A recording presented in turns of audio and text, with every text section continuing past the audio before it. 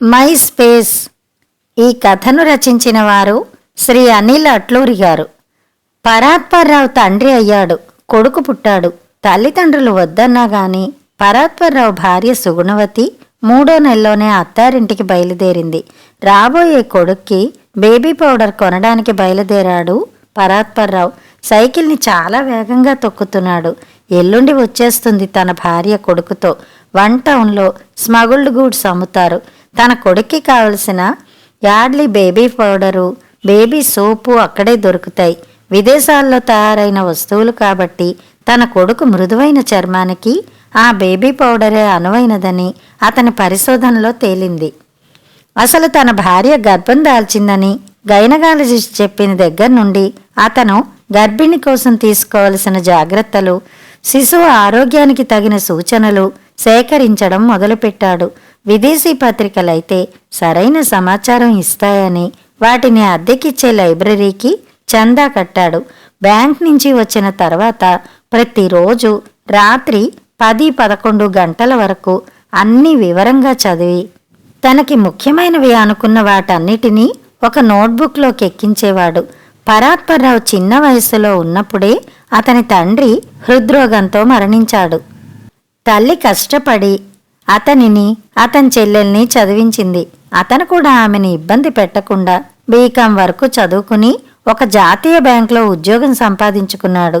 తనకున్నంతలో చెల్లెలు పెళ్లి చేసి పంపేశాడు. చెల్లెలు పెళ్ళైన కొన్ని నెలలకే పరాత్పర్రావు తల్లి తన బాధ్యతలు తీరిపోయాయి అనుకుంటూ ఒక తెల్లవారుజామున కృష్ణ రామ అని స్మరణ చేస్తూ వెళ్ళిపోయింది. పరాత్పర్రావు భార్య సుగుణవతి భర్తని కంటికి రెప్పలా చూసుకుంటుంది. అందుకే ఒంటరిగా ఏమి ఇబ్బందులు పడతాడో అనుకుంటూ తల్లిదండ్రులు పుట్టింట్లో మరికొంతకాలం ఉండమంటున్నా ఆగకుండా వచ్చేస్తోంది. ఎప్పుడూ బస్సుల్లో తిరిగే పరాత్పర్రావు ఆ రోజున రైల్వే స్టేషన్ దగ్గర నుంచి ఇంటికి వెళ్ళడానికి ఆటో మాట్లాడాడు. బస్సులో ఒకవేళ సీట్ దొరక్కపోతే ప్రయాణికుల మధ్య ఒత్తిడికి తన కొడుకు నలిగిపోతాడేమోనని అతడి భయం. అంతేకాదు, జలుబు, కామెర్లు లాంటి వ్యాధులున్న ప్రయాణికులుంటే తన కొడుక్కి అవన్నీ అంటుకుంటాయనే భయం కూడా ఉంది పరాత్పర్రావుకి. మొదట్లో భయపడ్డా తర్వాత కొడుకు మలమూత్రాలతో ఉన్న గుడ్డలను ఉతికి ఆరబెట్టడం నేర్చుకున్నాడు. ఆ బట్టల్ని కూడా మామూలు నీళ్లతో కాకుండా డెట్టాల్ కలిపిన వేడి నీళ్లతో తనే ఉతికి ఆరేసేవాడు. భార్యని మిగతా పనులు చేసుకోమనేవాడు. అతని జాగ్రత్తలు చూసి భార్య మురుసుకునేది. కొడుకు కోసం వాడే పాల సీసాలు, గ్లాసులు కూడా వేడి నీటితో శుభ్రంగా కడిగేవాడు. అలసటతో భార్య నిర్లక్ష్యం చేస్తే ఆ పాల సీసాలోనో ఆ పాల పీకల్లోని బట్టల్లోని సూక్ష్మక్రిముల మూలంగా తన కొడుక్కి ఏదైనా అంటువ్యాధి సోకవచ్చునని భయపడి తనే కడిగేవాడు. కొన్ని నెలలు పోయాక కొడుకుని ఎత్తుకుని తిప్పడం మొదలైంది. ఒకానొక రోజు బ్యాంకుకి వెళ్ళడానికి చక్కగా ఇస్త్రీ చేసిన బట్టలు వేసుకుని షూ వేసుకుని భార్య ఇచ్చే క్యారియర్ కోసం ఎదురు చూస్తుంటే మంచం మీద ఉన్న కొడుకు ఏడుపు అందుకున్నాడు. పరాత్పర్రావు వెంటనే ఆ షూస్తోనే పడగ్గదిలోకి వెళ్ళి వాడిని ఎత్తుకున్నాడు. ఆ బట్టల మీదే ఆ ముద్దల కొడుకు తన విసర్జన కార్యక్రమం పూర్తి చేశాడు. పరాత్పర్రావు ఏమీ విసుక్కోలేదు. పైగా వాడిని బెదిరిస్తూ అరుస్తున్న తన భార్యని సముదాయించాడు. చిన్న పిల్లవాడు, వాడికేం తెలుసు, నువ్వు అరిచి లాభం ఏమిటి అంటూ బట్టలు మార్చుకుని ఆఫీస్కి పరిగెత్తాడు. సాయంత్రం రాగానే పార్టీ ట్రైనింగ్ అని అంటూ తనతో పాటే స్నానాల గదికి తీసుకువెళ్ళి వాడిని అక్కడే వాడి కుర్చీలో కూర్చోబెట్టి తన కార్యక్రమాలు తీర్చుకునేవాడు. ప్రతిరోజు అదే దినచర్య. మొత్తానికి పరాత్పర్రావు కొడుక్కి అర్థమైంది. డగ్గులు వచ్చినప్పుడు చెబితే అమ్మగాని నాన్నగాని తన్ని టాయిలెట్ గదికి తీసుకువెడతారని. అలా వాడు డగ్గులు వస్తోంది అంటూ టాయిలెట్ని చూపించినప్పుడల్లా ఒక మంచి అలవాటు నేర్పించినందుకు వాళ్ళిద్దరూ ఆనందించడం మొదలైంది. వాడి మొట్టమొదటి తప్పటడుగుల్ని చూపించిన భార్యని చెక్కిల మీద ముద్దు పెట్టుకుని తన ఆనందాన్ని తెలియచేశాడు. ప్రతిరోజు ఉదయం వాణ్ణి గుమ్మం దాకా నడిపించుకుంటూ తీసుకువచ్చేవాడు. వాడి కాళ్ల కండరాలకి బలం వస్తుందని అలా చేసేవాడు. తన కాళ్ల మీద కూర్చోబెట్టుకుని వాడికి తనకి తెలిసిన శతక పద్యాలు వినిపించేవాడు. ఎక్కాలు వల్లెవేసేవాడు. వాడు అలా వింటూ ఉంటే త్వరగా వాడికి మాటలు వస్తాయని, వాక్శుద్ధి ఉంటుందని ఎక్కడో చదివిన జ్ఞాపకం అతనికి. వాడు నోరారా అమ్మా అని పిలిచినప్పుడు కొంచెం బాధ వేసింది అతనికి. వెంటనే పరిగెత్తుకుంటూ వెళ్ళి 2-in-1 టేప్ రికార్డర్ కొనుక్కుని వచ్చాడు. నాన్న అన్న పదం వాడి నోటి వెంట రాగానే రికార్డ్ చేసుకోవడానికి I think therefore I am అన్న డెస్కార్టెస్ సూత్రాన్ని తన కొడుక్కి ఎన్ని విధాలుగా నూరిపోయాలో అని నిరంతరం ఆలోచించేవాడు. ఆ సూత్రంతో అతని మేధస్సు పెరగాలని పరాత్పర్రావు కోరుకున్నాడు. అలా ఆలోచనల ద్వారా ఏమిటి, ఎందుకు అనే ప్రశ్నలకు అతని కొడుకు తనదైన అన్వేషణలో జవాబులు తెలుసుకోవాలని, తద్వారా వచ్చే జ్ఞానంతో సమాజానికి హితం చెయ్యాలని కోరుకున్నాడు. వాడు పెద్దవాడయ్యాడు. ఇంటి గుమ్మం దాటడం తెలిసింది. ఇక వాడిని ఆపడం కష్టమని తెలిసిపోయింది. 3 చక్రాల సైకిల్ కొన్నాడు. దానికి బ్యాటరీ, హారను, బెల్లు 2 ఉన్నాయి. అది ఎక్కి వాడు తిరుగుతుంటే ఏనాటికైనా వాడు మారుతి కారులో తిరక్కపోతాడా అని అనుకునేవాడు. వాడిని ఎత్తుకుని రాత్రిపూట మెట్లు ఎక్కి డాబాపైకి తీసుకువెళ్లేవాడు. ఆకాశంలో చందమామని, నక్షత్రాల్ని చూపించి పాలపుంతల గురించి చెప్పేవాడు. వాడు నోటమట ప్రశ్న రావడం ఆలస్యం, దానికి జవాబిచ్చేవాడు. ఒకవేళ తనకి తెలియకపోతే తెలుసుకుని వాడికి గుర్తు చేసి మరీ చెప్పేవాడు. వాడికి బుద్ధి జ్ఞానం కలగాలి, పెరిగి పెద్దవ్వాలి అనేదే అతని ధ్యాస. వాడికి ఆ రెండిటితో పాటు దేహదారుఢ్యం కూడా కలగజేయాలి కదా అనుకున్నాడు. వాడు ఒక కార్పోవ్, ఒక కాస్పరోవ్, ఒక బాబీ ఫిషర్ లాగా తయారవ్వాలంటే మరి అవన్నీ తప్పవు కదా. వారిలాగానే నడవాలి, పరిగెత్తాలి, ఈత కొట్టాలి, యోగా ధ్యానాలు కూడా నేర్చుకోవాలి. అందుకని జింఖానా క్లబ్లో సభ్యత్వం కోసం అడిగితే 50,000 అన్నారని స్విమ్మింగు, పూలు, షటిల్ కోర్టు ఉన్న క్లబ్బులో నెలకి 100 రూపాయల సభ్యత్వం తీసుకున్నాడు. తన శక్తికి మించినదైనా మంచి స్కూల్లోనే వేసి చదివించాలనుకున్నాడు. కానీ ఆ ధనవంతుల బడిలోకి పిల్లలు ఒక రోజున వచ్చిన కారులో మరో రోజు రారని తెలిసి తన కొడుకు సిగ్గుపడతాడని, పొరపాటున అతని క్లాస్మేట్స్ చేతుల్లో అవమానాలకు గురైతే మానసికంగా దెబ్బతిని కుంగిపోతాడేమోనని ఉన్న వాటిల్లో కొంచెం మెరుగైన కాన్వెంట్ స్కూల్లోనే చేర్చాడు. తన తాహతికి మించినదైన కంప్యూటర్లే ఇక భవిష్యత్ అని గ్రహించిన పరాత్పర్రావు కొడుక్కి 7వ ఏట కంప్యూటర్ని పరిచయం చేసి వాడిని కంప్యూటర్ ఇన్స్టిట్యూట్లో ప్రోగ్రామింగ్ కోర్సుల్లో చేర్చాడు.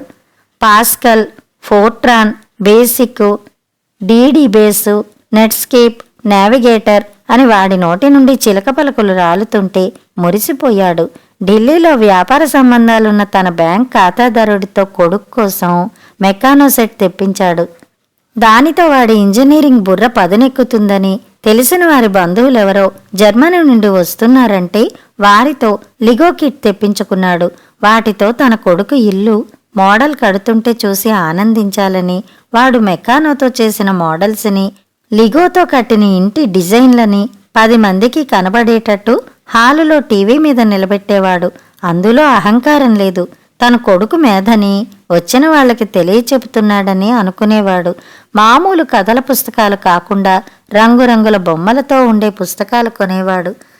వాడిని ఒళ్ళో కూర్చోబెట్టుకుని ఆ పుస్తకాలు పైకి బిగ్గరగా చదివేవాడు. కొడుకు విని నేర్చుకుంటాడని. రోజు స్కూల్కి తనే తీసుకుని వెళ్ళేవాడు. సాయంత్రం తనే తీసుకుని వచ్చేవాడు. మరీ అలసిపోతున్నాడని బ్యాంక్ లోన్ తీసుకుని స్కూటర్ కొన్నాడు. దానిమీదే వాడిని స్కూల్కి తీసుకువెళ్లడం, రావడం. టీవీలో ఇంగ్లీష్ వార్తలు చూపించి వినిపించేవాడు. జనరల్ నాలెడ్జ్తో పాటు 4 ఇంగ్లీష్ ముక్కలు కూడా త్వరగా వంట పడతాయని సెలవు రోజుల్లో అవకాశం ఉన్నప్పుడల్లా తానుంటున్న మహానగరంలోని విశ్వవిద్యాలయాలు, గొప్ప గొప్ప కాలేజీలు, పెద్ద పెద్ద భవనాలు చూపించి వాటి గొప్పతనం వాడికి వివరించేవాడు. ఎందుకంటే వాటి నుండి కొడుకు స్ఫూర్తి పొంది అతను ఎంచుకున్న రంగంలో చదువుకుని ఎదిగి నిష్ణాతుడవుతాడని. ఏ మాటకు ఆ మాటే చెప్పుకోవాలి. ఎప్పుడూ కూడా తన కొడుక్కి నువ్వు ఇంజనీర్ కావాలనో, డాక్టర్ కావాలనో, మరొకటి కావాలనో కొడుకుతో చెప్పలేదు. అతని ఇష్ట ప్రకారమే వాడిని చదివించాలని ఆ పరాత్పర్రావు ఆకాంక్ష. పరాత్పర్రావు ఉంటున్నది అద్దె ఇల్లు. అప్పటికి ఇంకా ఆ మహానగరం పొలిమేరల్లోకి ప్లాట్లు, అపార్ట్మెంట్లు రాలేదు. ఒకానొక శుభదినాన ఇంటి యజమాని వచ్చాడు. కాఫీ తాగిన తర్వాత, I have news for you. My son is transferred to this place. So you see అంటుండగానే పరాత్పర్రావు అడ్డుపడి, it is no problem, I shall soon vacate the house అనేశాడు. ఎందుకంటే అంతకు ముందే అతని ఇల్లు మారాలన్న దృఢ నిశ్చయానికి వచ్చేశాడు కాబట్టి. ఒక చిన్న కుటుంబానికి సరిపోయేంత ఇల్లు అది. ఇప్పుడు కొడుకు కూడా పెద్దవుతున్నాడు. అతనికంటూ ఒక గది ఉండాలి. అతనికంటూ ఒక స్పేస్ ఏర్పాటు చేసుకోవాలి. పెద్ద చదువులకి మేధ పెద్దది కావాలి. అంటే విశాలమైన ఇల్లు ఉండాలి. ఎప్పుడో పాప్లోవ్ పరిశోధనలో ఇరుకు ప్రదేశాల్లో ఉన్న జీవి ఆలోచనలు ఆ ఇరుకు గదుల్లాగానే చిన్నవిగానే ఉంటాయని, మేధ పెరగాలంటే విశాల దృష్టి ఉండాలని అతని ప్రయోగాల్లో తేలిందని ఎక్కడో చదివిన జ్ఞాపకం. చక్కని బంగళా ఒకటి కనబడింది అతనికి. కానీ కాస్త పాతది. కింది భాగం ఒకటే. పైన గాని పక్కన మరో వాటా గాని లేవు. పై డాబాకి మెట్లున్నాయి. కనుచూపు మేరకి ఆకాశం కనబడుతుంది. చక్కని గాలి. ఇంట్లో ప్రతి గదికి చక్కని వెలుతురు. ఇంటి చుట్టూ పెరడు. కొడుకు కావాలనుకుంటే పైన డాబా మీద చక్కగా ఆలోచించుకుంటూ తిరుగుతూ చదువుకోగలడు. అద్దె తన జీతంలో దాదాపు 40% ఎక్కువే. అయినా తన ఖర్చులు తగ్గించుకుంటే సరి. 6 మాసాల అద్దె అడ్వాన్స్గా ఇచ్చి అందులోకి మారాడు. కొడుక్కి విజ్ఞాన శాస్త్రంలో అభిరుచి ఉందని తెలుసుకుని 10 మందిని అడిగి ఒక మంచి కాలేజీలో చేర్పించాడు. వాడు అడిగిందే తడవుగా ఒక మోటార్ బైక్ కూడా కొనిపెట్టాడు. కొడుకు దాన్ని షోరూం నుండి ఇంటికి తీసుకువచ్చినప్పుడు సీటు చూసి ఇద్దరు కూర్చోలేరేమో అని అనుమానం వ్యక్తం చేస్తే, ఆ బైక్ మీద ఒకరే కూర్చోవాలి అని కొడుకు అన్నప్పుడు పరాత్పర్రావు కొంచెం నిరాశ చెందాడు. తనని కొడుకు ఆ బైక్ మీద ఎక్కనివ్వడని తెలిసి. అయినా కుర్రాడికి నాకు వయసులో ఆలోచనల్లో తేడా లేదు అని సరిపుచ్చుకున్నాడు. వాడి ఆనందమే తన ఆనందం కదా అనుకున్నాడు. కొడుక్కి కంప్యూటర్ కొనిపెట్టాడు. ఇంటర్నెట్ లేకపోతే చదువుకోవడం కుదరదు కాబట్టి దానికి కావలసిన రౌటర్లు, కనెక్షను ఏర్పాటు చేశాడు. కొడుక్కి ఇప్పుడు MIT, స్టాన్ఫోర్డ్, హార్వర్డ్, ప్రిన్స్టన్ లాంటి యూనివర్సిటీలతో పరిచయం ఏర్పడుతుంది కాబట్టి వాడినిక వాడి స్వంత ప్రణాళిక ప్రకారం చదువుకోనివ్వాలి. వీలైతే ఏ విదేశానికైనా సరే పంపేయాలనుకునేవాడు. ఒకరోజు ఉదయం పేపర్ చదువుకుంటూ కాఫీ తాగుతుంటే వంటగదిలో పెద్ద చప్పుడు. పరిగెత్తుకుంటూ వెళ్తే భార్య ఊపిరి ఆడకుండా బాధపడుతూ అతని చేతిలోకి వాలిపోయింది. కొడుకు లేడు. క్రికెట్ ఆడుకుంటానని బైక్ మీద వెళ్ళిపోవడం గుర్తు వచ్చింది. పరిగెత్తుకుంటూ వెళ్ళి ఆటో తీసుకుని భార్యను హాస్పిటల్కి చేర్చాడు. ఏం లాభం? ప్రాణం పోయింది. పరాత్పర్రావు ఒంటరివాడైపోయాడు. భార్య దేహాన్ని హాస్పిటల్లోనే ఉంచి కొడుకు కోసం అదే ఆటోలో వాడు క్రికెట్ ఆడుకునే గ్రౌండ్కి వెళ్ళాడు. ఇంటర్ కాలేజ్ టెస్ట్ మ్యాచ్ అని అక్కడున్న బ్యానర్ చూస్తే తెలిసింది. కొడుకు బ్యాటింగ్ చేస్తున్నాడు. చేతులు ఊపాడు. కొడుక్కి కనబడేటట్టు. దగ్గరకు వచ్చిన కొడుకుతో తల్లి సంగతి చెప్పాడు. ఆ ఓవర్ అయిన తర్వాత వస్తానన్నాడు కొడుకు. అప్పుడు కొట్టాడు కొడుకుని పరాత్పర్రావు. గూవ మీద లాగిపెట్టి కొట్టాడు. కొడుకు ఆ దెబ్బ కాచుకోలేకపోయాడు. కింద పడిపోయాడు. పరాత్పర్రావు అక్కడే సిమెంట్ చప్టా మీద కూలబడ్డాడు. పోయిన మనిషి ఎలాగూ పోయింది. ఇక రాదు కదా. కొడుకుతో ఆడుకుంటున్న తోటి స్నేహితులు వాడిని పక్కకి తీసుకెళ్ళి ఏదో చెప్పి పాడ్సు, గ్లౌసు, గార్డు వగైరాలు విప్పేసి తండ్రిని ఆటోలో వెళ్లమని వాడిని బైక్ మీద బయలుదేరదీశారు. తండ్రి హాస్పిటల్లో పూర్తి చేయాల్సిన వ్యవహారాలు ముగించాడు. అక్కడి నుంచే ఫోన్లో అత్తామామలకి కబురు అందజేశాడు. చెల్లెలి కుటుంబానికి కూడా ఫోన్ చేసి చెప్పాడు. తండ్రి కొడుకులిద్దరూ ఆమె శవంతో ఇంటికి చేరేటప్పటికీ మధ్యాహ్నమైంది. చుట్టాలు పక్కాలు అందరూ వచ్చారు. కొడుకు చెయ్యవలసినవన్నీ చేశాడు. మళ్లీ జీవితం మొదలైంది. కొడుకు పొద్దున్నే లేవటం, పరాత్పర్రావు పర్సులో డబ్బులు తీసుకుని వెళ్లడం, తనకు కావలసిన టిఫిన్ తీసుకురావడం, తను బ్యాంక్కి బయలుదేరే వేళకి పరాత్పర్రావు స్నానపానాదులు ముగించి వెళ్ళిపోవడం. తండ్రి కొడుకుల మధ్య మాటలు తగ్గిపోయాయి. డబ్బు కావాలంటే తండ్రి జేబులోనో పర్సులోనో ఉన్నవి తీసుకువెళ్లడమే. ఒకానొక రోజు ఇంట్లో ఫోన్ మోగింది. ఎవరో హోమ్ లోన్ ఇస్తామని ఫోన్ చేశారు. అంతకు ముందు రోజు ఫోన్ చేసి పరాత్పర్రావు కోసం అడిగినప్పుడు ఫోన్ తీసుకున్న వ్యక్తి పరాత్పర్రావు తనకి అంకుల్ అవుతాడని చెప్పాడని మాటల సందర్భంలో అవతల నుంచి మాట్లాడుతున్న పెద్ద మనిషి చెప్పినప్పుడు పరాత్పర్రావు షాక్ అయ్యాడు. తన కొడుకే తన్ని అంకులని బయటవాడికి పరిచయం చేశాడని గ్రహించాడు పరాత్పర్రావు. కొడుకు తను, తన గది, తన కంప్యూటర్, తన జీవితంలో మునిగిపోయాడు. కొడుకు క్రమంగా చాలా జాగ్రత్తపరుడుగా ఎదిగాడు. ఎంత జాగ్రత్తపరుడంటే తనకి ఆకలి వేసినప్పుడు తన ఆకలి గురించే ఆలోచించుకుంటాడు. ఉన్న ఆహారం మొత్తం తనే ఆరగిస్తాడు.